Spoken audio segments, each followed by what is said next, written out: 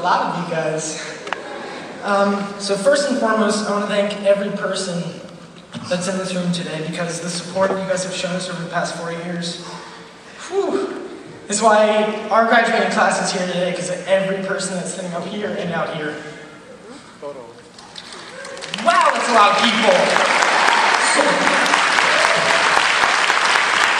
I heard a quote not too long ago that reads as follows. It's like the quest for the Holy Grail. Well, who gives a damn about the Holy Grail? It's a quest that's important. It's one of those quotes you put in your mental library for a time when necessary. Sat there, and as I got closer to the end of this year, it started reappearing and presenting itself. And I soon realized that no better word summed up what this graduating class has accomplished. We didn't spend the past 4 years only going to college. We spent them building a community and a foundation for our futures. Some of us came here having never cooked a meal or washing our own clothes. Others came here having overcome great life tragedies and triumphs. But no matter how we came here individually, we're leaving collectively. From the base of faculty and staff, visiting lecturers, and the people present in this room today, we will never be in such an environment again. We took classes spanning thousands of years worth of theories, histories, and mediums, as well as studios that transcended our majors. This interdisciplinary play is an integral part of the whole that is every person in this room. In critiques, we each brought our own collective opinions and views, and we're able to present that in order to help further our peers' work. Faculty brings years of knowledge and experience, and it becomes a melting pot of potential. The closeness of this school never ceases to amaze me. A fellow student, Aaron Knipe, and myself recently curated a show called Petty Thieves, which was hung in Gallery 31. We asked for submissions from students and were overwhelmed with results. It was astonishing to me the amount of faculty, alumni, and families that came out to show support for something that I helped put together. It wasn't just a show of student work, it was a complete community endeavor. The space was used to showcase student bands as well as writers, and the work was sold through a silent auction with benefits going to Corcoran's outreach program. Such a tight-knit thing could only occur at the Corcoran.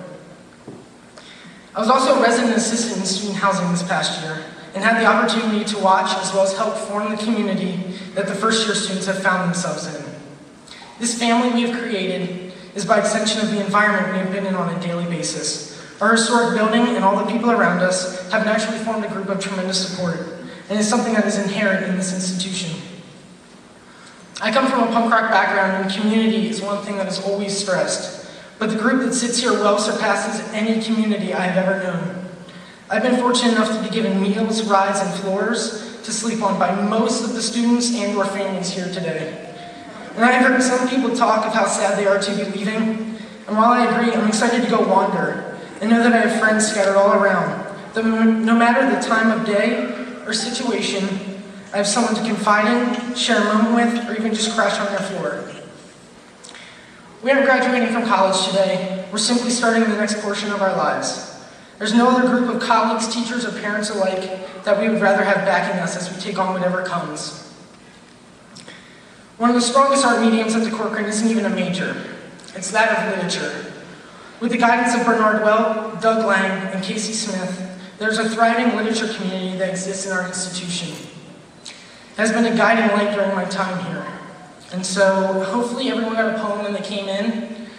This poem was written for and about the 2011 graduating class. And I don't know if he knows it, but Doug Lang actually titled this at the award ceremony. And it's called It's the Law of Averages. The weary have no need to wonder, because it's time that we lose our way home. There's a desert sky somewhere out there in New Mexico that lays at the edge of every peripheral horizon. And it looks like your little brother spilled the salt shaker all over the dark linoleum floor. And now he's swerving matchbox cars in circles, burning tailfire into your retinas. It's bigger than the combined memory of every person in your bloodline's first kiss. And it's bigger than all the balloons from the birthdays you never had, popping simultaneously. The redness that sparkles the west is just a spiderweb dynamo that we've been spending our time daisy chaining coast to coast. We keep shooting bullets heaven-bound, begging ancestors to dance in gridlock under city lights. We're making collect calls to former enemies in states we have never seen just to wish them well. And there's no one I would rather kiss than every single person in this room. Because it's taken me years, but I'm finally coming around to the fact that beauty is learned and not taught. Thank you. And this speech is for my sister, because if I can do this, she can do anything.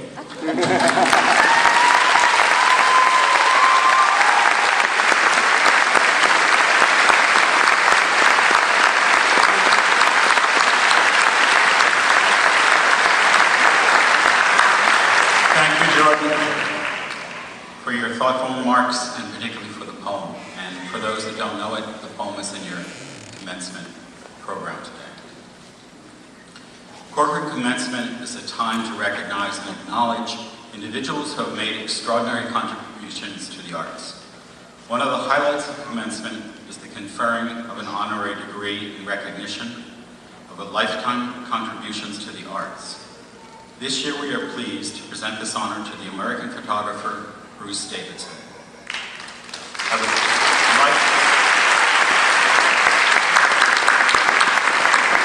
I would like to invite the Associate Provost and Dean of Undergraduate Studies, Andy Grunberg, to the podium to introduce Mr. Davidson.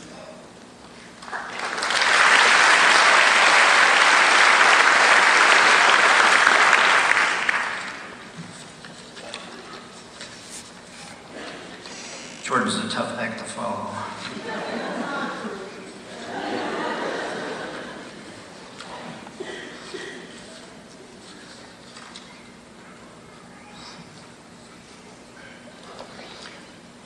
Bruce Davidson, photographer, photojournalist, explicator of the human condition, mentor to a new generation of documentary storytellers.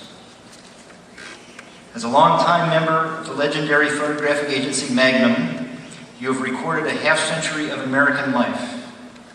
More than that, you have influenced our vision of America by allowing us to see things that needed to be changed, and, in the case of poverty and racism and discrimination, still need to be changed.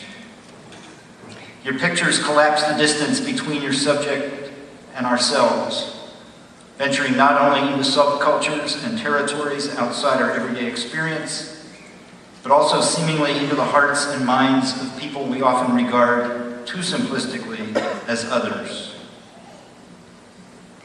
You have helped us better understand and appreciate the gritty textures and intricate rituals of urban life, of teenage gang members in Brooklyn, of the disenfranchised poor in East Harlem, of the passengers and passages of the New York City subway.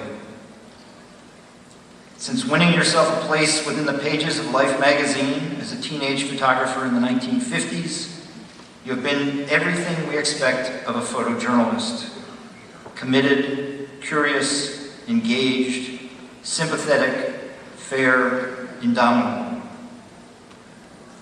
Robert Capa, the hero and founder of Magnum, would never have needed to tell you that you weren't close enough. Intimacy is the abiding hallmark of all your images, even when you're photographing trees in Southern California. And you are more than a photojournalist. Your documentation of life on East 100th Street in New York, for which you used an ungainly but pictorially precise view camera, grew from a story to a book to an exhibition. You became the first photographer to receive support from the then fledgling National Endowment for the Arts, and in the process became recognized as an important new kind of artist. Today, we don't think twice when we see the work of a photojournalist hanging in a museum or gallery, and you are a large part of the reason why. Since the publication of East 100th Street, you have had one-person exhibitions at the Museum of Modern Art, the Smithsonian American Art Museum, the Walker Art Center, the International Center of Photography, the Museum of Photographic Arts in San Diego, and La Fondation Cartier-Bresson in Paris. In addition to receiving 2 grants from the National Endowment for the Arts, you have been honored with the Guggenheim Fellowship, the Lucy Award for Outstanding Achievement in Documentary Photography, and a Gold Medal Lifetime Achievement Award from the National Arts Club. For all your accomplishments, dedication, and integrity, the Corcoran College of Art and Design takes pride and pleasure and conferring upon you its highest academic honor, the Doctor of Fine Arts honoris causa, on this, the 21st day of May 2011. It's my privilege to invite President and Director Bowler, Provost Armour, Mrs. Edwards, and Bruce Davidson to approach the podium for the conferral of the honorary degree.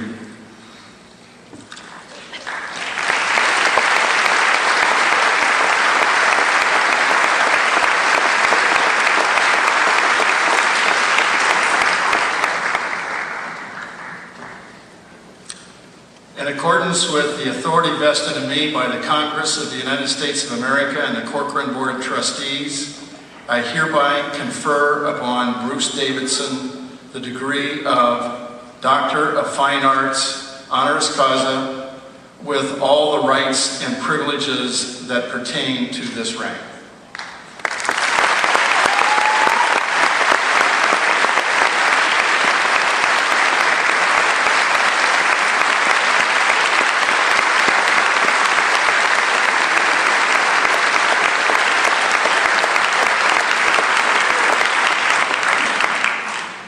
Now I'd like the audience to please join me in congratulating Dr. Bruce Davidson.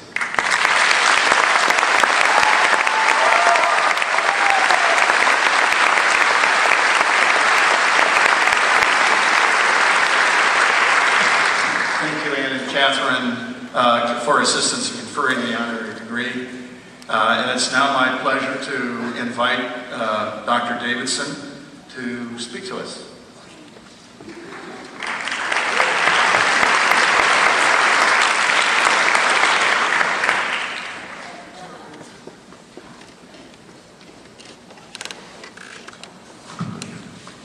Usually, I give a talk with my photographs on the wall that detonate ideas and images and information and truth and poetry from the image, not from my voice.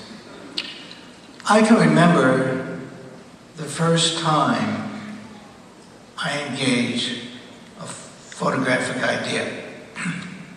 I was playing basketball in the alleys of Chicago. I was about 10 years old, and a friend of mine came by, "Hey, why don't you stop playing basketball and see developing in my basement?" And I said, "What's developing?" He said, "Come along." His name was Sammy, a little older than I was. And somehow I entered this dark, dank, Midwestern basement. There was a red light. He flashed a light on something that looked like a picture frame to me, put a piece of paper in some water, and an image came out. And that hooked me.